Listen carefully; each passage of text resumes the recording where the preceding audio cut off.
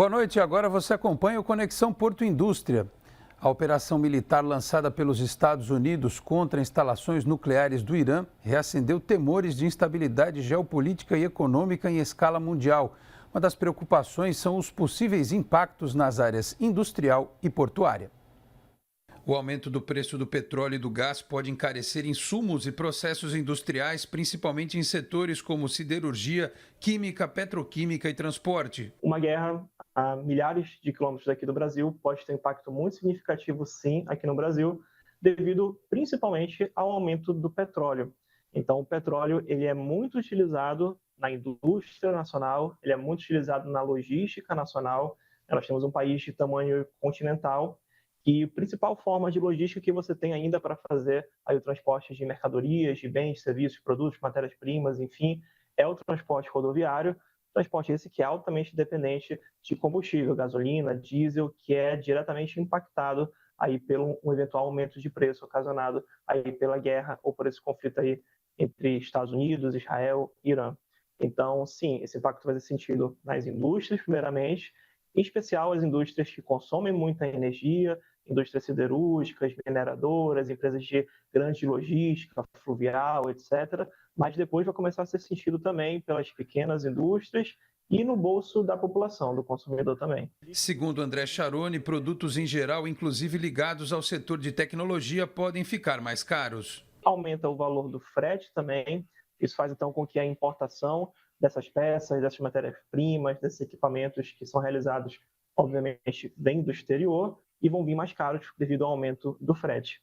Além disso, também questão da própria logística do transporte internacional. Um dos pontos de grande ameaça desse conflito aí com o Irã é a questão da possibilidade, e vem se especulando muito em relação a isso, do bloqueio ou do ataque ali ao Estreito de Hormuz, que é uma parte ali onde se passa quase que um quinto, um quarto, mais ou menos, de todo o petróleo que você tem no mundo. Então, muitos navios passam por lá. Se isso for fechado, esses navios vão ter que passar por outras vias alternativas, vias essas que hoje são utilizadas para transporte de outros produtos.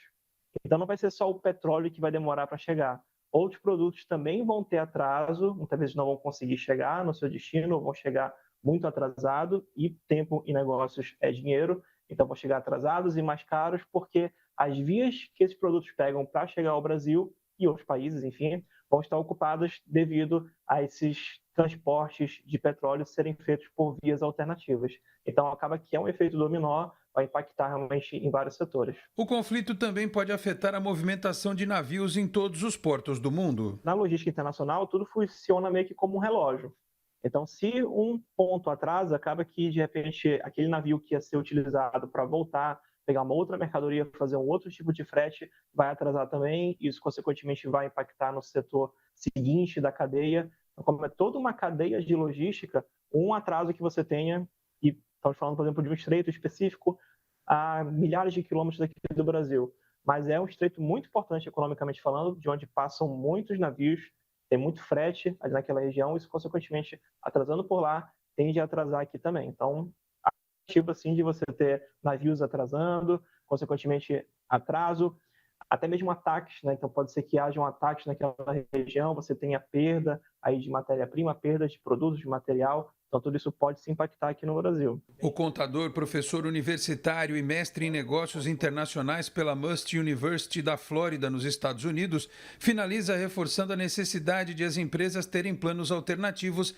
neste cenário de tensão mundial. Empresas bem-sucedidas, empresas grandes, elas precisam ter, com certeza, plano B. Na verdade, todo tipo de empresa tem que ter uma alternativa, porque o mercado ele é incontrolável. Então, você controla o que acontece dentro da empresa, mas o que acontece de fora, você sofre as consequências e precisa lidar com elas.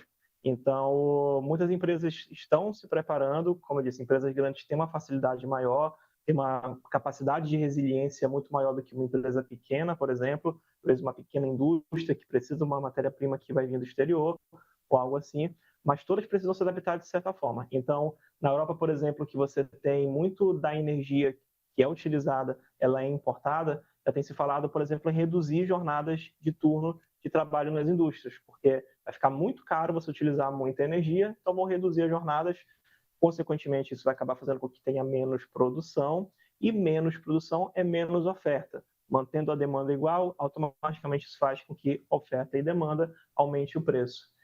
Mesmo nem falando só de guerras, podemos falar de outras situações que nós vivemos recentemente, como a pandemia, que fez com que as empresas tivessem que se reinventar também, tivessem que modificar suas logísticas, tivessem realmente que se adaptar. Então, é necessário que as empresas sempre tenham um plano B, um plano C, um plano D.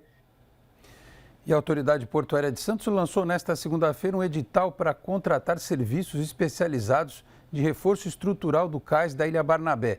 As obras com prazo de execução de 21 meses visam adequar o terminal a embarcações de maior porte. Os serviços incluem o reforço estrutural do cais e dos 4 dolphins de amarração existentes e ainda a recuperação de estacas e o aumento do calado operacional de 10 para 15 metros. O projeto básico também prevê a instalação de um novo dolphin, defensas e passarelas metálicas, bem como a implantação de 2 caixas separadoras de óleo para tratamento de efluentes. As obras devem ter um custo de 112 milhões de reais. E o projeto do túnel Santos-Guarujá será apresentado a investidores europeus. O ministro de Portos e Aeroportos, Silvio Costa Filho, viaja por países da Europa para apresentar a investidores estrangeiros detalhes do projeto do primeiro túnel imerso do país, que ligará as cidades de Santos e Guarujá. O roteiro começa por Portugal e passa pela Holanda e Dinamarca, onde há empresas de construção com expertise em obras similares à que será realizada para a construção do túnel brasileiro. O empreendimento faz parte de uma parceria entre os governos federal e estadual, por meio do Ministério de Portos e Aeroportos. A abertura das propostas está prevista para o dia 1º de agosto e serão necessários investimentos de aproximadamente 6 bilhões de reais. Previsto há quase 100 anos para tornar as duas cidades mais próximas, hoje o deslocamento por estrada dura quase 1 hora, sendo a outra opção a travessia por balsa. O túnel terá 1,5 km de extensão, sendo 870 metros imersos, e contará com 3 faixas de rolamento por sentido, incluindo uma exclusiva para o veículo leve sobre trilhos, além de acessos dedicados a pedestres e ciclistas. Atualmente, 28 mil pessoas cruzam diariamente as duas margens, utilizando barcos de pequeno porte e balsas. A travessia por balsas é considerada a maior do mundo em número de veículos transportados, com uma média diária de 14 mil veículos. E o Conexão Porto Indústria de hoje fica por aqui. O programa volta amanhã às 7h30 da noite. Muito obrigado a todos pela audiência, um grande abraço e até lá. Tchau, pessoal.